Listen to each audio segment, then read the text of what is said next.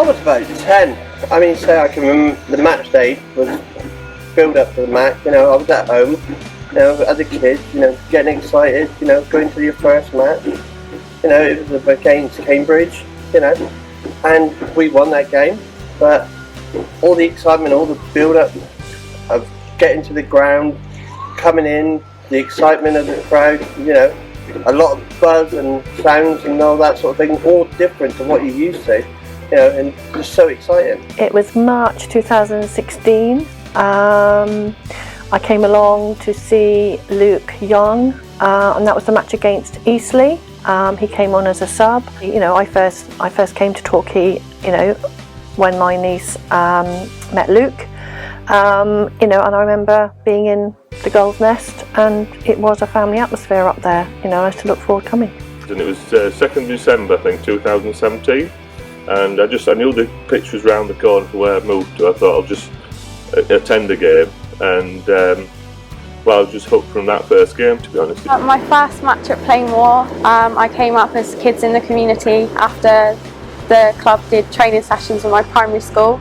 The first game was a 0-0 draw with Cambridge United in 2008. My first game at Plainmoor, that was back in 1994. Torquay playing a pre-season friendly against Middlesbrough, because Brian Robson had just been appointed their manager at the time.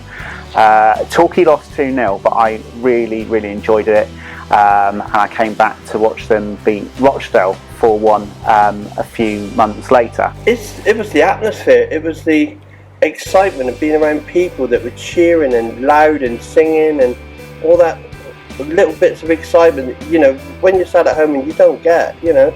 At a football match there's so much build up, so much tension. I think my dad has been an ardent supporter his whole life, and just seeing how happy he was to be back after so long. And I just remember when the teams came out, a giant flag going along the pop side, and people had ripped up their tickets, and there was just a sea of yellow confetti from where they'd just thrown their tickets.